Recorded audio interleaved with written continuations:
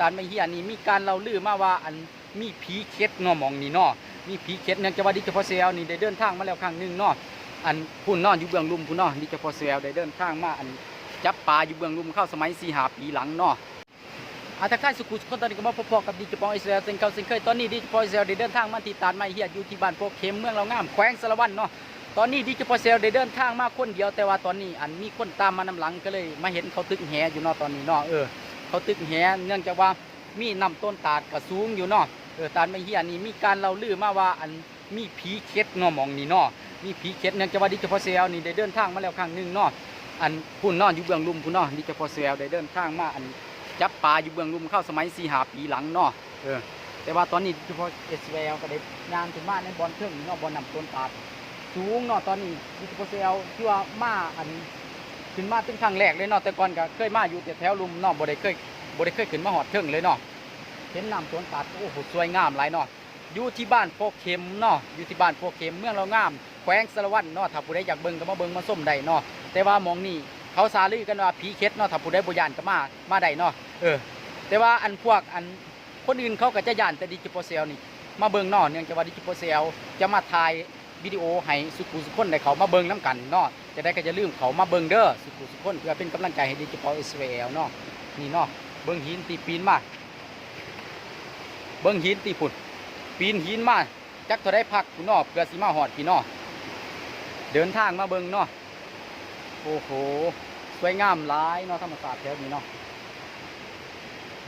ปลากระมี่หลายอยู่ดอกเนาะแต่ว่าตอนนี้เห็นคือสิบหลายแต่อันคือสิบหลายทอเข้าสมัยดิจิพอเซลมาตอนนั้นเนาะตอนนั้นโอ้โหจับปลาหลายนะตอนนั้นนะแล้วแต่ก่อนนี่สิมีอันคนเฒ่าเนาะผู้ชายแก่คนหนึ่งที่ว่าเขาปลูกตูกผักอยู่ในบอนอันกอไม่เหี้ยเนาะแต่ว่าตอนนี้เขาอาจสิใหญ่นี้ไปอยู่บอนอื่นหรือว่าเขาไปอยู่บอนใดกับโบหูเนาะนี่โอ้โหเบิ่งเอาเด้อเบิ่งเอาเนาะธรรมศาสตร์สวยตอนนี้มีคนมาตึงแหเนาะเขายางมันนำหลังเนาะดิจิพอเซลมาคนเดียวนะต้องเข้าใจเนาะส่วนว่าคนอื่นนั่นเขาบริมาเนาะเขาย่านนั่นแหละแต่ว่าดิจิพอเซลกันอยากพาทุกคนเขามาเบิ่งมาส้มเนาะก็เลยมาหาเบิ่งบอลแปลกแบกแนวเนาะเบิ่งเอาเด้อฮะมีคนมาตึกป่าน้ำหลังบางที่คนอยู่ในพื้นที่นี่เขากัดสิบย่านเขากัดสิมาเนาะแต่บางคนที่มาจากที่อื่นนี่เ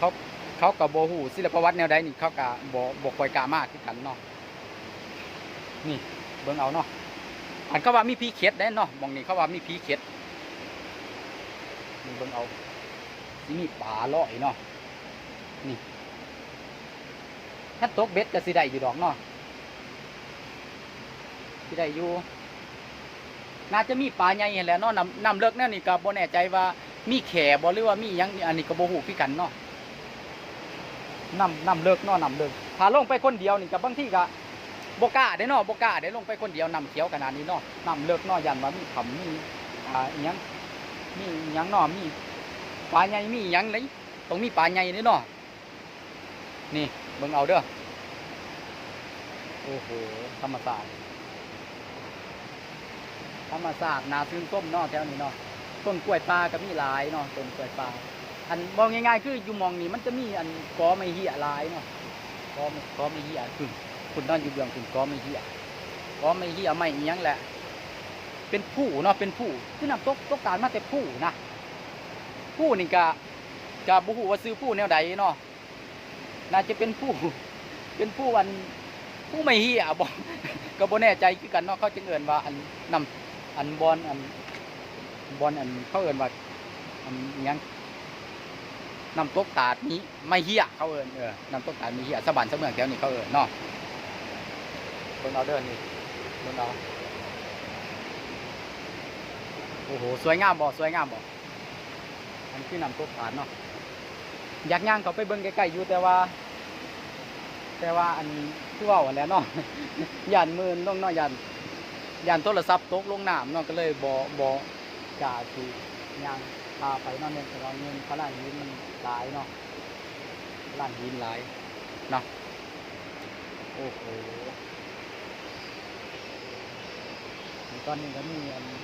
ใส่คนนี้เขาย่างมาเลยเนาะก็เป็นแหเนาะ ดิจิทัลเซลกับทายเลยเนาะทายเลยโอ้โหนี่เนาะเบิ่งเอาเนาะเบิ่งเอาเด้อตอนนี้สิผ้าเบิ่งปลาในงูนิดหนึ่งโอ้มีม่องขาดอีกด้วยมีม่องขาดเขาน่าจะเอาม่องมาใส่เนาะ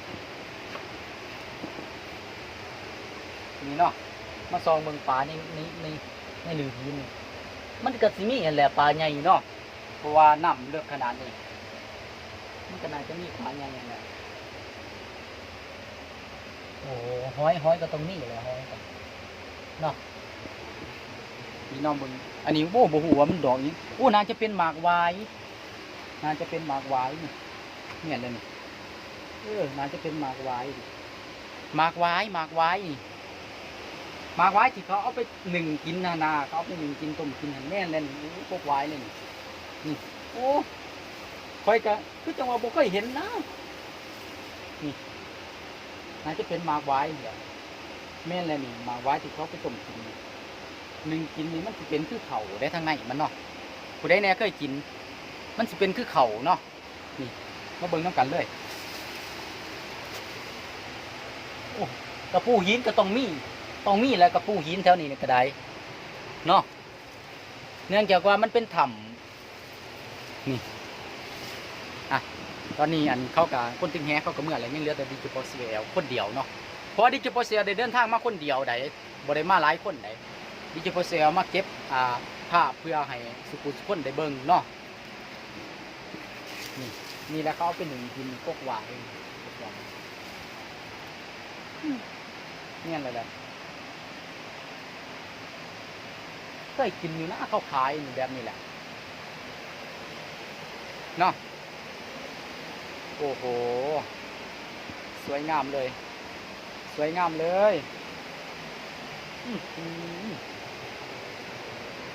อาเนาะเบิ่งเอาซิ่วบรรยากาศตอนนี้เขายางเมื่อไหร่ดิจิทัลเซลคนเดียว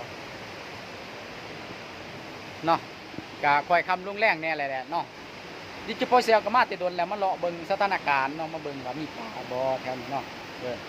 แต่ผู้ว่ามีปลาหลายคือเก่าบ่ข้าวสมัยตะกี้นะ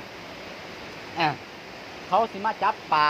เนาะเขามาจับปลางุ้มปลาเนาะงุ้มปลาอยู่แถวนี้แต่ว่าน้ำนี่ก็ใสสะอาดดีได้เนาะทุกคนเนาะนี่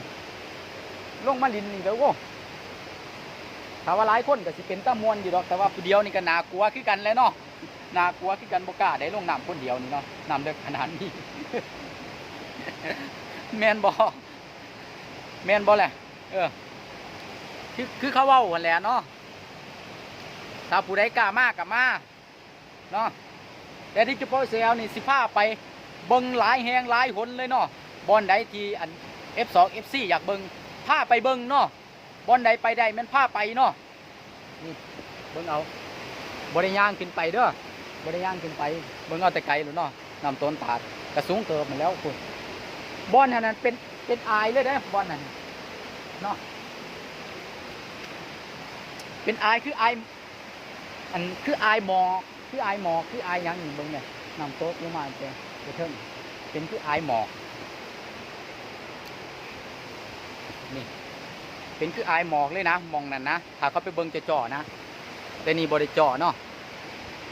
ก็เลยให้เบิ่งสำนีก่อนเนาะให้เบิ่งหมากไว้หมากยังก็น่าจะมีผักกูดอยู่ดอกแถวนี้เนาะดิเฉพาะเสือก็บ่ค่อยคุ้นกับอันการเก็บผักกูดปันใดบูว่าเนี่ยได้ผักกูดกินหรือผักกูดเบื่อเนาะแต่ว่าก็อยากพาทุกคนมาเบิ่งเนาะพามาเบิ่งมาส้มนี่แหละเบิ่งเอาธรรมศาสตร์เป็นอย่างไรดิจิทัลเซลนี่ไปหลายทีหลายคนเนาะบอลใดอันเป็นตะไปบอลใดเป็นตะมวนก็ไปเที่ยวเนาะพาสุขุสุคนมาเบิ่งน้ำกันเนาะเบิ่งเอานี่ดิจิทัลเซลปีนมานี่ปีนหินมานี่เบิ่งแม่ปีนหินมานี่แจ็คสันจะว่าดิจิทัลเซลปีนมาแจ็คสันเนาะเบิ่งเอาเด้อโอ้ยปีนมาบางอย่างมันแต่ว่ามาเนาะย้อนว่าอยากให้ทุกคนเบิ่งน้ำกันเนาะ มาบักยากๆแต่ว่ามาโอ้เอาเบ็ดมาตกลงนี่เป็นเรื่องได้นี่ดูแลปลานี่เอาเบ็ดมาตกลงนี่ตกเบ็ดนี่ปลาโลดปลาใหญ่ก็ต้องมีเนาะน้ำเลิกขนาดนี้ต้องมีปลาใหญ่แหละน้ำตกลงมาแต่ผู้คุณนี่เขาเอิ้นว่าตาดไม่เหี้ยเขาเอิ้นว่าตาดไม่เหี้ยนะปลาจะส้นเขียนนี่เขาเอิ้นเนาะโอเคเนาะวันนี้ก็สิได้ล่าสุขุสุขคนไปก่อนโอกาสหน้าค่อยว่ากันไหมเนาะติดตามเบิ่งคลิปหน้าเนาะคลิปว่าสิมีคลิปหยังกะติดตามเบิ่งซ่องดิจิทัลสเวลเนาะจะได้ก็ขอบใจสุขุสุขคนเนาะขอบใจหลายๆเนาะ